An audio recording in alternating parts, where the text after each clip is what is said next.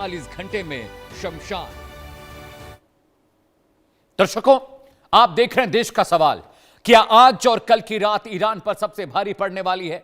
America ने अपने नागरिकों से कहा है कि मिडिल ईस्ट छोड़ दो या तुरंत निकलने के लिए तैयार रहो।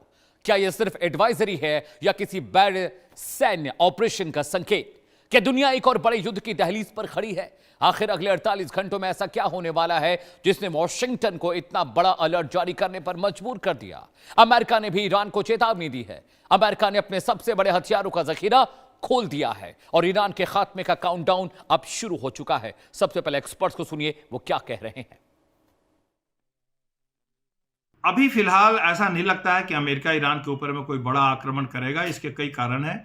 एक तो अमेरिका के पास एयर डिफेंस इंटरसेप्टर्स की काफ़ी कमी है।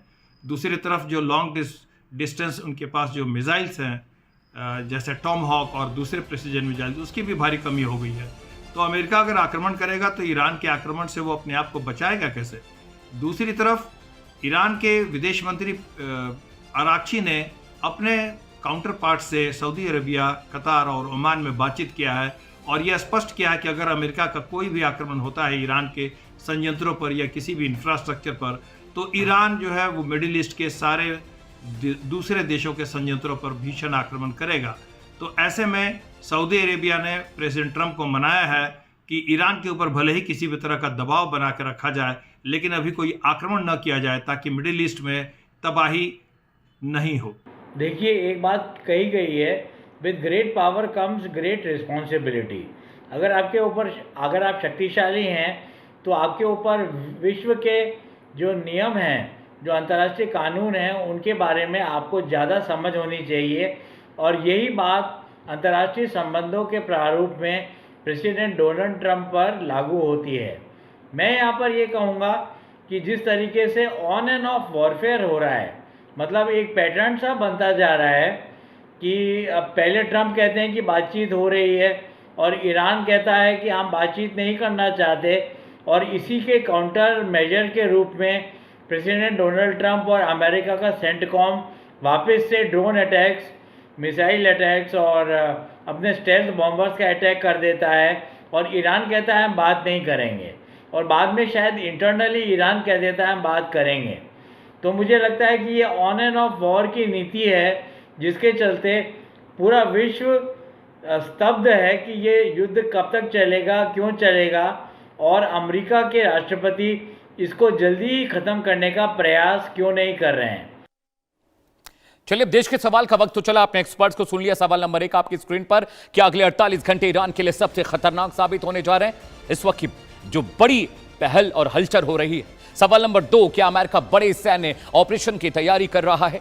सवाल नंबर 3 आपकी स्क्रीन पर आने जा रहा है, क्या मिडिल ईस्ट में एक और बड़ा युद्ध शुरू होने वाला है? यह बड़ा सवाल हम आपसे पूछ रहे हैं। सवाल नंबर 4 आपकी स्क्रीन पर, क्या ईरान पर नए हमले तय हैं जिस तरह की तैयारी अमेरिका कर रहा है? सवाल नंबर 5, क्या अमेरिकी हमलों का ईरान अब भीषण तरीके से जवाब देने जा रहा है? दर्शकों, अगले 1 घंटे लगातार पूरा विश्लेषण हम आपके लिए लेकर आए हैं और उस विश्लेषण जरिए, उस एक्सप्लेनेशन के जरिए मैं आपको बताऊंगा कि क्यों अब ईरान, अमेरिका और इजराइल की लड़ाई एक अपर फेज में चली गई है, जहां से हालात और खराब होने जा रहे हैं। अगले 48 घंटों के दौरान कुछ ऐसा होने जा रहा है जो शायद, जिसका अंदाजा शायद ईरान को भी नहीं है, लेकिन वो पॉइंटर्स, वो डिटेल, वो खबर मैं आपके लिए लेकर आया हूं जो मैं आपको बताऊंगा कि आखिरकार अगले 48 घंटे में 2 से 3 दिनों के भीतर किस तरह से ईरान के हालात खराब होने जा रहे हैं।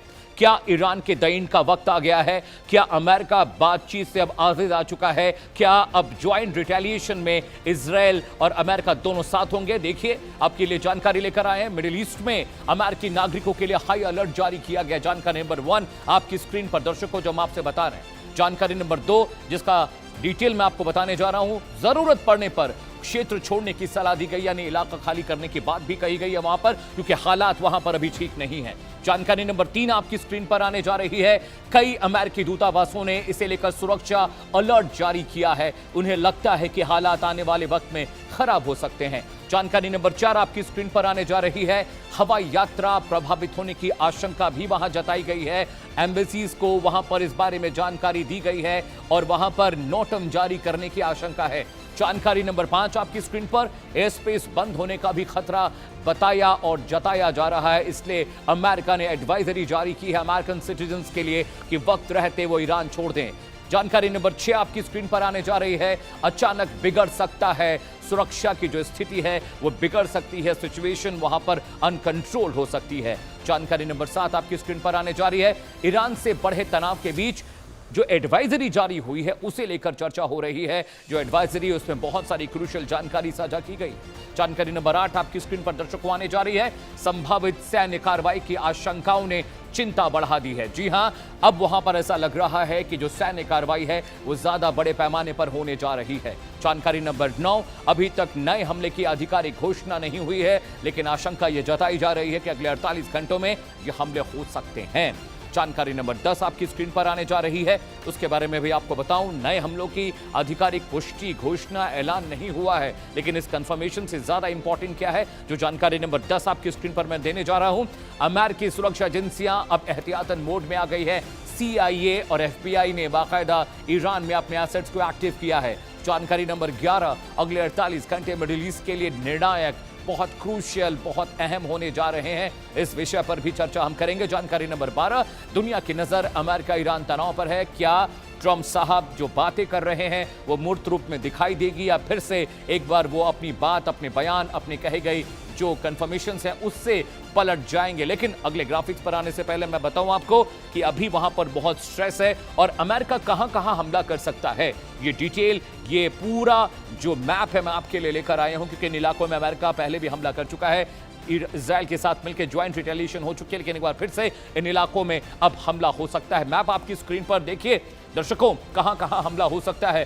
फोर्डो, नतांज, इफ्सहान, ये ईरान का पूरा मैप है जहां पर हमले की सबसे ज्यादा आशंका जताई जा रही है।